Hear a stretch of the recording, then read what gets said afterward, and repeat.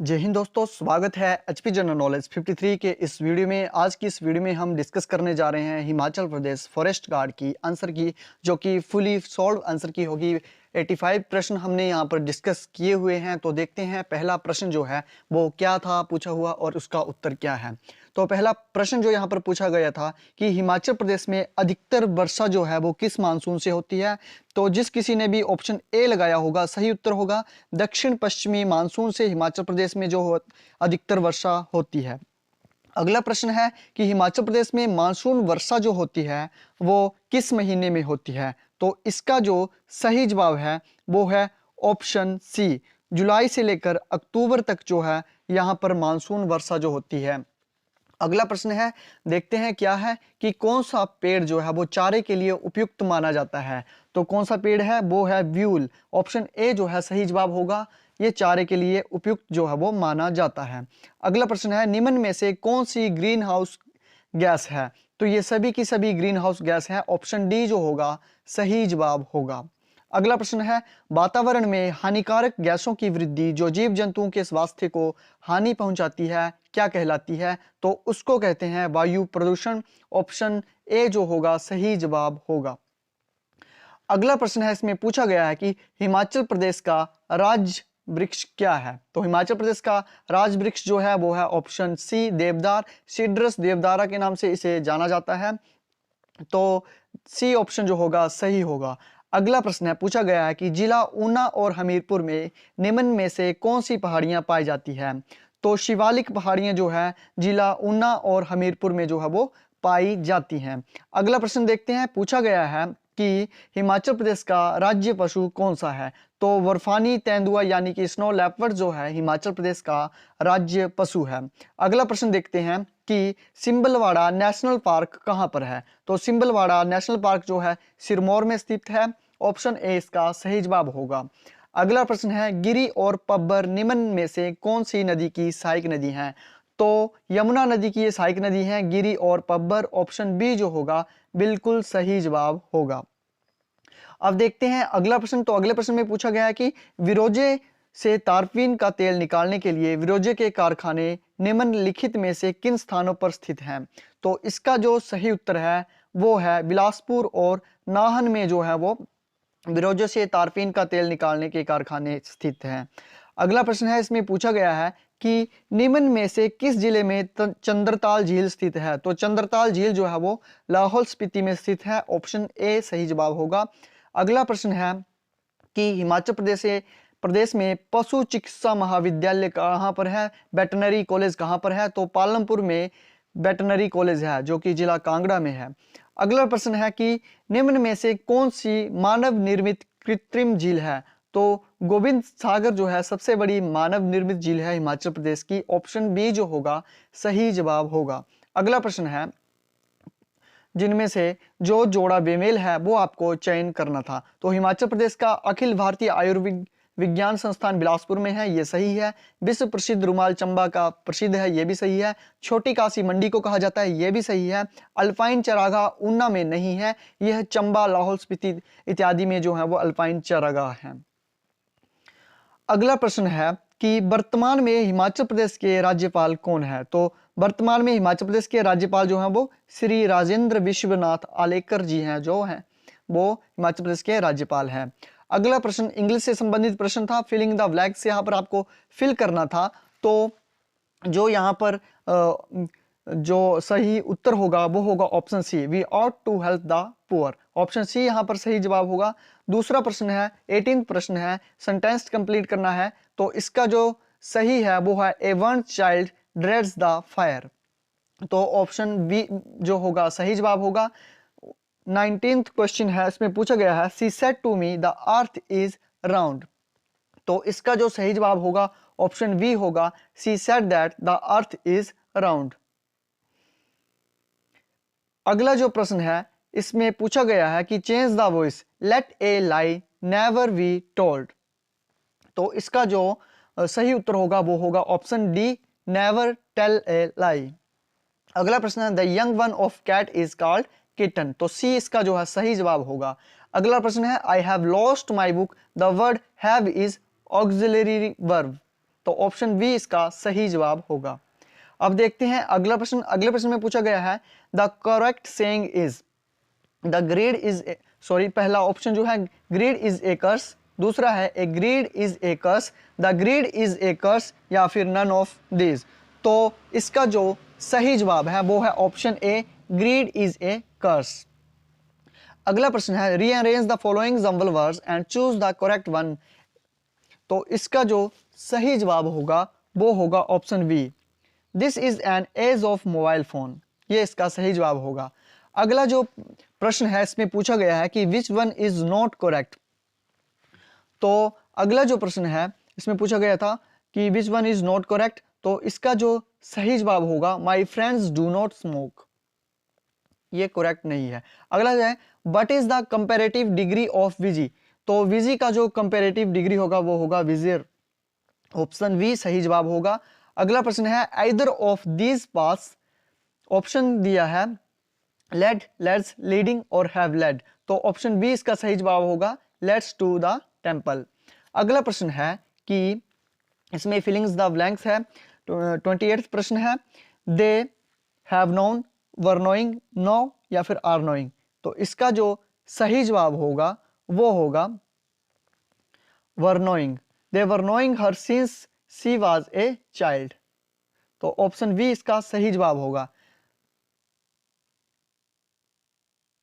Sorry option C जो होगा इसका सही जवाब होगा they know her since she was a child.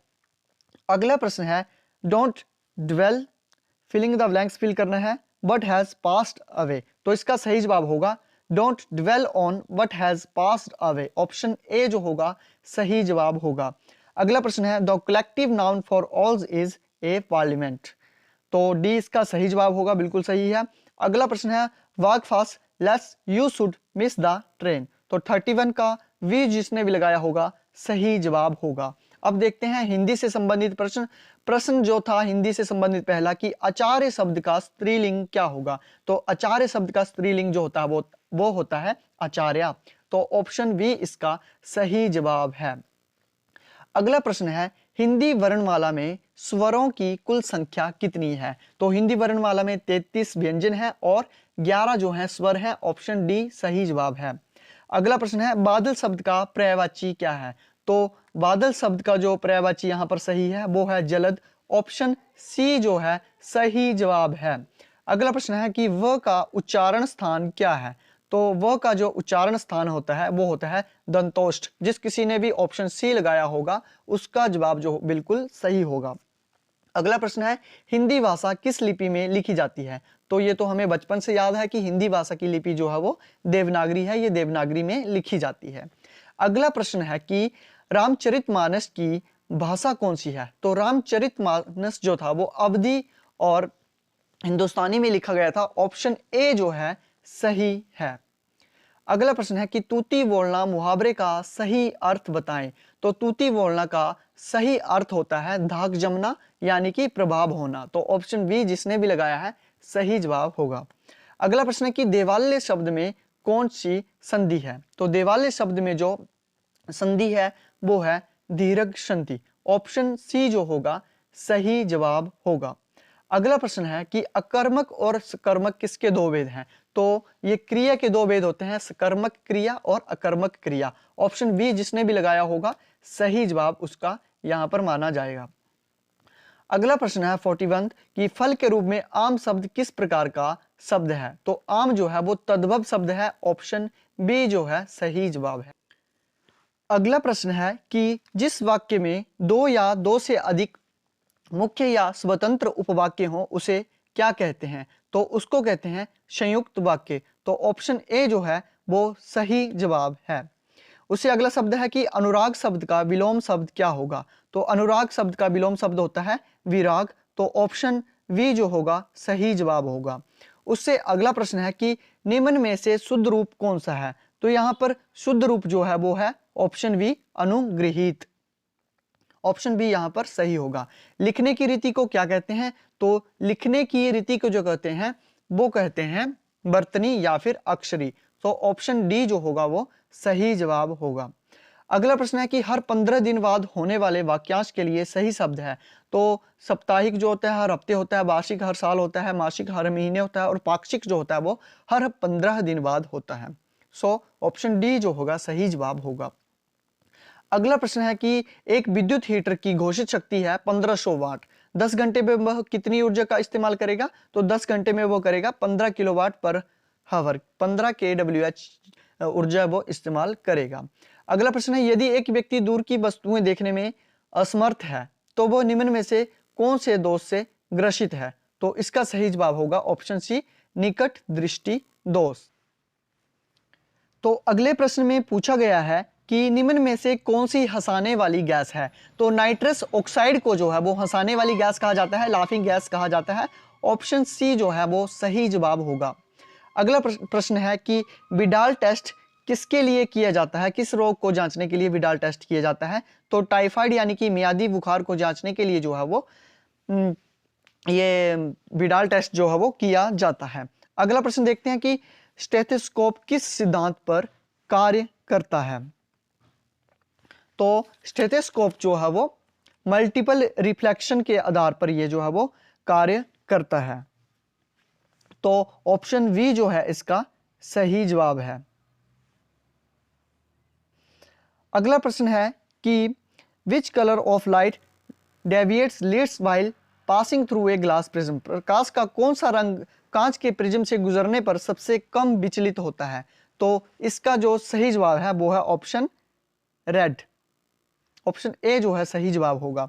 अगला प्रश्न है पारिस्थितिक तंत्र में निम्न में से क्या शामिल होता है? तो पारिस्थितिक तंत्र में जीवित प्राणी और निर्जीव वस्तुएं जो है वो शामिल होती हैं। ऑप्शन डी जो है वो सही जवाब है। अगला प्रश्न है इसमें पूछा गया है कि शुष्क बर्फ का रासायनिक नाम क्या है? तो सॉलिड CO2 यानी कि ठोस कार्बन डाइऑक्साइड जो है वो शुष्क बर्फ का रासायनिक नाम है। ऑप्शन सी जो है वो बिल्कुल सही जवाब है। अगला प्रश्न है कि सन 2020-21 की उस महामारी का नाम बताएं जिसने विश्व भर के लोगों को प्रभावित किया। तो इसका नाम तो सभी जानते होंगे, इसका नाम है कोविड-19। ऑप्शन सी जो है सही जवाब है। अगला प्रश्न देखते हैं कि मानव शरीर के जठर रस्त में उपस्थित अम्ल का नाम बताएं। तो हाइड्रोक्लोरिक एसिड यानी कि HCl जो होता है वो मानव शरीर के जठर में जो होता है उपस्थित होता है, पेट में उपस्थित होता है। अगला प्रश्न है देखते हैं क्या पूछा गया है। इसमें पूछा गया कि कुछ जीव जो है वो वायु प्रदूषण के विभिन्न स्तरों के प्रति संवेदनशील होते हैं, इन्हें प्रदूषण सूचक के रूप में प्रयोग किया जाता है। तो निम्न में से कौन सा जो है वो इस श्रेणी में आता है? तो क्या ये कवक है, अल्वनन या जल शैवाल है, जीवाणु है या फिर लाइकेन है? तो इसका जो सही जवाब है वो है ऑप्शन डी, लाइकेन। लाइकेन इसका सही जवाब होगा। अगला प्रश्न है कि what does our bodies produce to fight the invader when a disease carrying microwaves enter the body?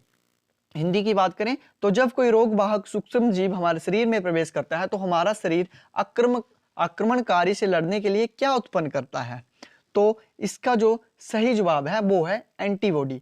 तो एंटीबॉडी जो है हमारे शरीर तब उत्पन्न करता है उस आक्रमणकारी से लड़ने के लिए। अगला प्रश्न है कि निम्न में से कौन संगमरमर कैंसर के लिए जिम्मेवार है? तो संगमरमर कैंसर के लिए क्या अम्ल वर्षा है, CFC है, ओजोन है या फिर ऑक्सीजन है? तो अम्ल वर्षा जो है वो संगमरमर कैंसर के लिए ये जिम्मेवार है। ऑप्शन ए जो है वो सही जवाब है। अगला प्रश्न है कि लाइटनिंग कंडक्टर एक उपकरण है जिसका उपयोग निम्न में से किसकी सुरक्षा के लिए किया जाता है? तो लाइटनिंग कंडक्टर का उपयोग जो किया जाता है तो इमारतों को बिजली के प्रभाव से बचाने के, जो बिजली गिरती है उसके प्रभाव से बचाने के लिए उसका इस्तेमाल किया जाता है। ऑप्शन ए जो है सही जवाब है इस प्रश्न का। अगला जो प्रश्न है इसमें पूछा गया है कि मानव शरीर में रक्त शर्करा के स्तर की मात्रा किस हार्मोन द्वारा नियंत्रित की जाती है? तो इसका जो सही जवाब है वो है ग्लूकोजोन। ग्लूकोजोन के द्वारा ये नियंत्रित की जाती है। ऑप्शन ए जो है इसका सही जवाब होगा। अगला प्रश्न पूछा गया कि फलीदार पौधों की जड़ ग्रंथियों में पाए जाने वाला जो राइबोजियम बैक्टीरिया है वह क्या है? तो इसका जो सही उत्तर है वो है वायुमंडलीय नाइट्रोजन फिक्सर है। ऑप्शन सी सही जवाब होगा। अगले प्रश्न की बात करें तो निम्न में से कौन सी अधातु जो है विद्युत की सुचालक है? तो विद्युत की सुचालक कौन सी धातु का है? तो ग्रेफाइट जो है विद्युत की सुचालक अधातु है। अगला प्रश्न है कि निम्नलिखित किस श्रेणी में आदम का सेव अधिक पाया जाता है? तो इसका जो सही जवाब है तो वो है किशोर लड़कों में। Adam's apple is more in adolescent boys. अगला प्रश्न यहां पर पूछा गया है कि कौन सा धातु हवा और पानी के साथ उच्च प्रतिक्रियाशीलता के कारण मिट्टी के तेल में रखा जाता है? तो केरोसिन के ऑयल में किसको रखा जाता है? तो इसका ऑप्शन है सोडियम, क्योंकि ये अत्यंत ज्वलनशील होता है। हवा और पानी के संपर्क में आने से ये जो है वो आग पकड़ लेता है, इसलिए इसे जो है वो मिट्टी के तेल में रखा जाता है। देखते हैं अगला प्रश्न। अगले प्रश्न में पूछा गया कि निम्न में किन क्षेत्रों में जीवाणुओं की भूमिका नहीं होती? ऑप्शन है चमड़ा उद्योग, मधुमक्खी पालन, मद्य व सिरका उद्योग या फिर तंबाकू व चाय उद्योग। तो इसका जो सही जवाब होगा वो होगा मधुमक्खी पालन उद्योग में। इसमें जीवाणुओं की कोई भी भूमिका नहीं होती है। मधुमक्खियां जाती हैं, फलों का रस लेके आती हैं, रखती हैं, बस। तो अगला जो प्रश्न है इसमें पूछा गया है, हिंदी में बात करते हैं कि एक विद्यार्थी ने एक संख्या को 5/3 के स्थान पर 3/5 से गुणा किया। गणना में प्रतिशत त्रुटि क्या है? तो गणना में क्या त्रुटि आएगी? तो गणना में जो त्रुटि आएगी तो अब आएगी ऑप्शन डी, 64% की यहां पर त्रुटि जो है वो आएगी। अगला प्रश्न है कि 17/8 का दशमलव प्रसार क्या है? तो 17/8 का दशमलव प्रसार जो है वो 7 है, टर्मिनेटिंग है। अगला प्रश्न जो है इसमें पूछा गया है कि 180 डिग्री से अधिक लेकिन 360 डिग्री से कम माप वाले कोण को क्या कहते हैं? तो उनको तो कहा जाता है प्रतिवर्ती कोण। तो किसी ने भी ऑप्शन बी लगाया होगा, उत्तर उनका सही होगा। अगला प्रश्न देखते हैं कि एक घनाभ के आकार के गोदाम जिसका आयाम 12 meter multiply 6 meter multiply 5 meter है में कितनी अनाज की बोरियां आ सकती हैं यदि एक बोरी का आयतन जो है वो 0.48 मीटर क्यूब हो? तो इसमें तो आएंगी भाई 750 बोरियां। ऑप्शन वी जो है सही जवाब है। अगला प्रश्न है कि यदि दो पासों को एक साथ फेंका जाए तो इसकी क्या प्रायिकता है कि उनका योग भी जो है वो 9 हो? तो इसकी प्रायिकता जो है वो है ऑप्शन सी 1/9। अगला प्रश्न है यदि सेट ऑफ नंबरों के माध्य और बहुलक क्रमशः 8 और 9 हो तो इसका माध्यम क्या होगा? तो 72 प्रश्न का जो आंसर है वो भाई साहब है बी ऑप्शन है 8.67 इसका सही उत्तर होगा। अगला प्रश्न है यदि एक समचतुर्भुज में डी अगर 16 सेंटीमीटर हो और D2 जो है वो हो 12 सेंटीमीटर तो इसका क्षेत्रफल निम्न में से क्या होगा? तो इसका क्षेत्रफल होगा 96 सेंटीमीटर स्क्वायर। ऑप्शन बी जो है वो सही जवाब होगा। अगला प्रश्न है कि 1 + cos थीटा 1 - cos थीटा का सरल और सही रूप जो है वो इनमें से क्या होगा? तो इसका जो सही रूप होता है वो होता है साइन स्क्वायर थीटा को लिखा जाता है 1 + cos थीटा × 1 - cos थीटा। अगला प्रश्न यहाँ पर देखते हैं कि बहुपद है x³ + 4x² - px + 8 और इसका p का मान क्या होगा यदि x - 2 इसे पूर्ण रूप से भाग करे? अगर इसको x - 2 से भाग दी जाए तो p का जो मान आता है, p की वैल्यू आती है वो आती है ऑप्शन ए यानी कि 16।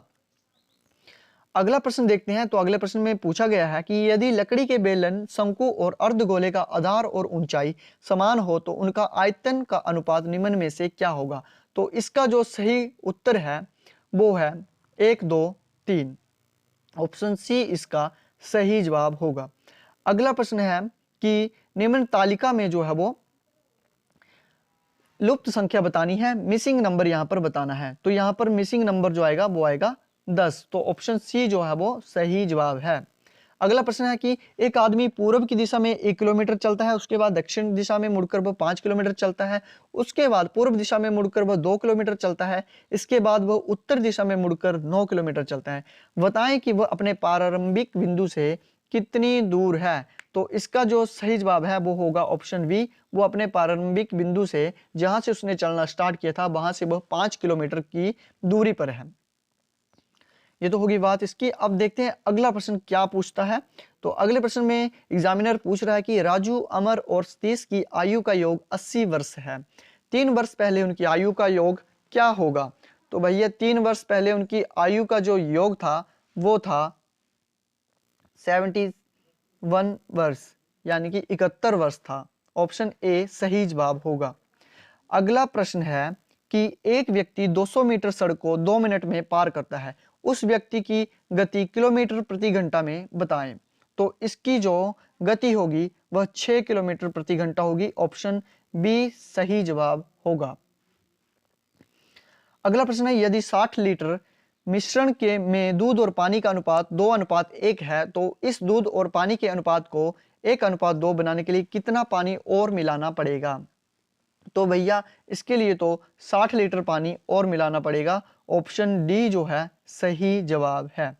अगला प्रश्न है यहाँ पर पूछा गया है कि एक असंभव घटना की संभावना कितनी होती है? तो असंभव घटना की जो संभावना होती है वो होती है 0। तो ऑप्शन बी जो है वो 0 सही जवाब है। अगला प्रश्न है कि निम्न में से कौन एक अपरिमेय संख्या है? तो निम्न में से कौन सी एक अपरिमेय संख्या है? तो इसका जो सही जवाब है वो इन भाई साहब ने ठीक लगाया है। ऑप्शन डी पाई जो है एक अपरिमेय संख्या है। अगला प्रश्न है कि निम्न में से कौन सा सूत्र गोले का आयतन बताता है? तो गोले का आयतन कौन सा सूत्र बताता है? 4/3 पाई आर क्यूब जो है वो गोले का आयतन होता है। तो ये सूत्र जो है बिल्कुल सही है। अगला प्रश्न है दो पेड़ जिनकी ऊंचाई 6 और 11 मीटर है, एक समतल भूमि पर सीधे खड़े हैं और इनके निचले सिरों के बीच की दूरी जो है वो 12 मीटर है। ऐसे पेड़ खड़े हैं, एक 6 मीटर का है, एक 11 मीटर का है, एक 6 मीटर का है, एक 11 मीटर का है और इनके बीच की दूरी जो है वो 12 मीटर है। इनके तनों के शीर्ष सिरों के बीच की दूरी क्या होगी? तो ये दूरी जो है हमें मापनी है।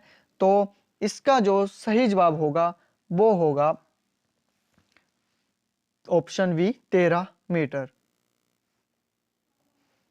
तो ये तो थे हिमाचल प्रदेश फॉरेस्ट गार्ड में आज के पूछे गए प्रश्न। तो दोस्तों आपको हमारी वीडियो कैसी लगी हमें कमेंट सेक्शन में जरूर बताएं और आपने इस एग्जाम में कितने मार्क्स जो हैं वो स्कोर किए हैं, कितने मार्क्स आपके यहाँ पर बन रहे हैं, कितने नंबर आपके यहाँ पर आ रहे हैं, वो हमें कमेंट सेक्शन में जरूर लिख कर बताइए। हमें खुशी होगी कि आपके इतने मार्क्स जो हैं यहाँ पर ठीक हो रहे हैं।